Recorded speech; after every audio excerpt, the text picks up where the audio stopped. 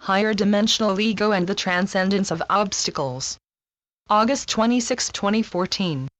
Your divine starlights who've come to the earth to share your sacred gifts with the rest of humanity, and sometimes, sharing these gifts entails using them to help others through their daily struggles and difficulties. There's nothing wrong with this, and in fact, we recommend pursuing the gifts you can use for the benefit of others. If you can use your abilities to help others deal with the pains and difficulties that come with existing on Earth, your work will be very, very valuable. As difficult as it might be to grasp that you can use your talents to help others in big and small ways, this is the truth from our perspective, and you're endlessly encouraged to use your talents for whatever progressive purpose resonates with you the most. Practice your talents. As long as you're willing to practice your talents every day and put them to good use once you've honed them, you'll find little difficulty using them to help others. Your gifts will flow like water as you continue to diligently practice them, and in a lot of ways, you'll have to keep your eye on the prize, so to speak, if you want your creativity to remain pure and sharpened. Simply discovering you have an ability isn't enough, you must work very hard to hone it. Working hard might sound like something that'll drag on your sense of enjoyment, but from our perspective, hard work can help you unlock and enjoy the flowing talents so many of you seek. The harder you work, the more you'll be rewarded for your work, and when we say you'll be rewarded, we really mean that karma will give back to you exactly what you give out. Those of you who are worried that you work too hard and receive too little are encouraged to see that Spirit constantly watches and rewards you for your work, but sometimes, your rewards might be difficult to see. Most of your rewards will come when you're back in a higher state of consciousness, and when this happens, we are confident that those of you who are worried about the break walls you seem to meet in regards to the development of your creativity, will see how pure and potent your efforts were. You'll see that your talents are very important, and you will be very glad you stuck with them. Use them for positive and progressive purposes instead of letting them fizzle out by going unpracticed.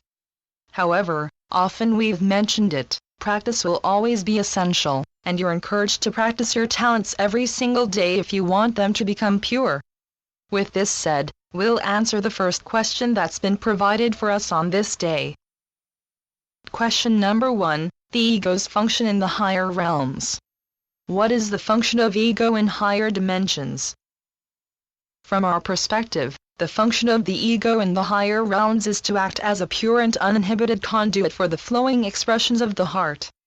We've mentioned before that the ego can be used for positive purposes on the earth as well, and this is in part why we encourage all of you to work on opening your minds by refusing to give in to the influence of your otherwise overbearing, ego-driven wants and desires. Ego in terms of something that hinders spiritual growth and progress doesn't exist in the higher realms, but a much more advanced version of the mind exists in these realms which obeys the commands and promptings of the open heart. As many seekers are discovering, the ego can be and is a very helpful and powerful tool for your creative work and the manifestation of your positive future, but it has to be subdued and used correctly for you to experience its benefits. Most channeled sources, including us, routinely refer to the ego as if it's a boogeyman, whose influence needs eradicated for you to spiritually thrive, and while this is true in some senses, the plain truth is that the ego is a very powerful instrument, a powerful receptor for the heart. When one's cut off from the heart or any of their other chakras, the ego closes itself up, and essentially collapses in on itself. A closed mind is never a good thing, and all of the negative and painful emotions humanity has to deal with are products of closed and fractured egos. Your ego is so powerful that it can become destructive if it isn't used correctly. It can inhibit spiritual progress immensely, and if it's closed enough, it can enable you to forget about the sacred spark you carry within. This is one of many reasons why opening your minds to the flowing energies and expressions you're receiving from your higher selves, guides, and the rest of the company of heaven is important, and when you're back in the higher realms, you'll be awed and amazed at the extent to which that thing you once called the ego is used to create to your heart's content.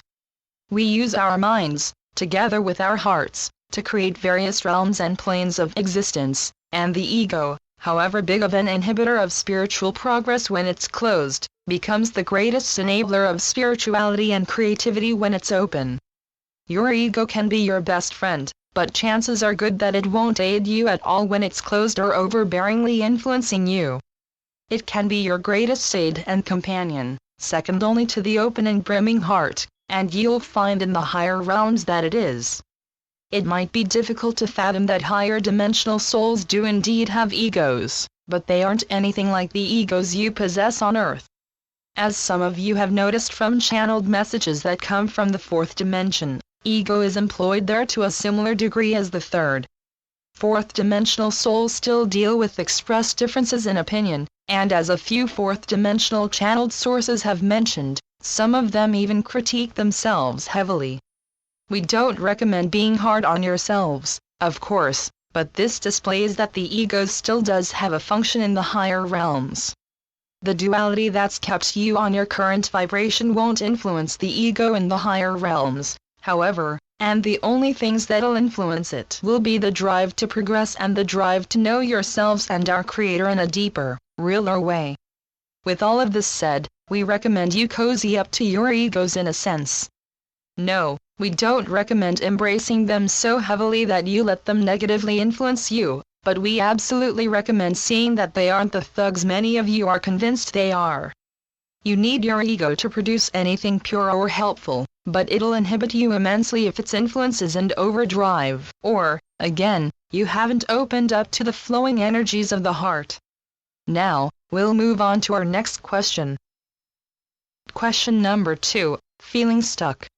I have been working on building my dream for years. I have followed spiritual teachings and channels. I have worked hard to turn my life around and to be a conduit for the light. I help others as much as possible. Yet I cannot seem to get the break or support I need to continue. Every time I think I have turned a corner, it fizzles out. I feel stuck. Why? Our reader certainly isn't alone, and plenty of other awakening seekers tend to feel the same way, including our scribe. In order to properly answer our reader's question, we'll have to lay out the general design for the evolution of any given conscious seeker. Keeping in mind that all of your paths are unique, we'll say that every seeker experiences a general life path that leads them to develop and expand their perception and their resulting creative work. Some seekers, like our reader, endlessly strive to develop their perception of spirit, but there'll be times when they don't seem to feel the inherent love that helps them thrive or receive the necessary support, be it from those around them, the people they wish to serve, or, in their minds, their higher selves, and guides. Brick walls will sometimes be met that'll make the seekers who experience them wonder what they're doing wrong, and we've noticed that meeting these brick walls tends to disappoint and discourage many seekers who are ready for their spirituality to flow, and to experience the abundant results of this flow without having to worry about physical, survival-based needs. From our perspective, getting backed into a corner or meeting a brick wall is necessary for the growth and refinement of one's spirituality or one's ability to do their work free of material worries or concerns. For example, in some cases, creative blocks are intended to motivate the seekers who experience them to sharpen and refine their creativity. The discouragement these blocks provide is intended to be a catalyst and a motivator to work even harder and refuse to give up in the face of all odds. We want to tell our reader very directly, don't let your blockage or difficulty stop you from shining. In fact, shine even brighter in the face of it. Let your higher self, guides, source know that you don't intend for this blockage to stop you from doing what you're on the earth to do, and then, do whatever you can to make the brick wall transparent. If you feel like you can, manually remove the obstacle from your perception, and let the universe know that nothing will stop you from performing your mission. You're each on the earth for a very important and sacred reason, and no temporary hindrance will stop you from spiritually soaring.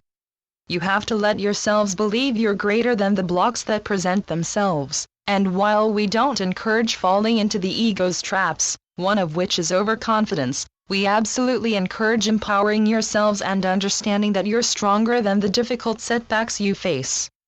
You're stronger than everything you think holds you back, and you're absolutely strong enough to soar in the face of anything that could stop you from achieving your missions. Your missions are more important than ever, and this is one of many reasons we encourage our reader and everyone else not to let their frustrations, which are caused by their seeming inability to creatively or spiritually thrive, keep them from doing just that. Share your love openly with the rest of humanity, and do it from a willing and enthusiastic space. If doubt or your perceived inability creep up, see them for what they really are, false and hollow, yet intended to motivate you to excel beyond them. Every lower quality that tempts you to feed into a limited state of consciousness is, in a deeper sense, intended to help you soar by choosing not to feed it. Recognizing this is essential to refusing to allow these things to take you out of your center or convince yourselves you're anything less than spiritual warriors who intend to completely cleanse and heal your planet. With all of the divinely inspired things you have the potential to do, letting temporary blockages influence you to the point that you don't feel confident enough to do your work is unfortunate to say the least. We say with love in our one heart that you can conquer any and every temporary setback, and all it takes is the willingness to do what needs done to heal your planet and recognition of the fact that nothing can bring you down or inhibit you unless you let it. You have complete control. You're in the driver's seat, and you have complete control of where your earthly car goes. You can crash into a ditch. You can drive around erratically or in circles, indicating that you don't yet know where you intend to take it. Or you can drive smoothly along the road that's been laid out for you. The choice is yours, and we're confident that a growing number of seekers will choose the straight, clear path instead of the erratic, unsure one. With the amazing things you've been able to do so far, it's only a matter of time before each of you realizes the importance of staying committed to your respective creative and lightwork-related tasks. We are confident in this because we see the progress you've made already, and we encourage each of you to stay in the spiritual and creative sweet spot that's helped you make the strides you've made so far.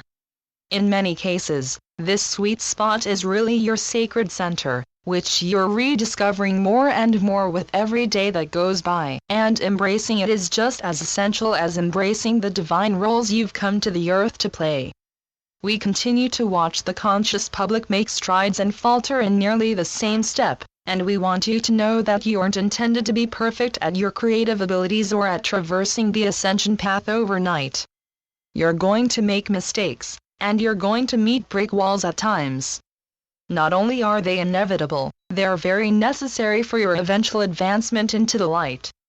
You can't appreciate a good, smooth flow without experiencing and, in many cases, loathing a creative block or a block in any other area of your life. And while we never encourage hatred, we do encourage you to embrace blockages with the understanding that they're little more than a transparent film of seeming inability, which can be easily broken through. Brick walls may seem impossible to scale, but you have a wrecking ball at your disposal. Use it, dearest children. In a lot of ways, progressing beyond the brick walls that frustrate so many of you can be an intense, potentially chaotic process. Any chaos will only be in the mind of the seeker who wants to excel, and it's more than possible to spiritually creatively soar without completely demolishing the brick walls you face.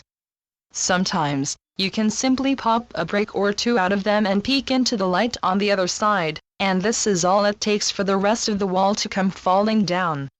As we've said plenty of times, commitment and dedication will always be important, and we'll make our final expressions for this communication with appreciation for the committed efforts our reader and every other seeker has made so far, which we mentioned earlier.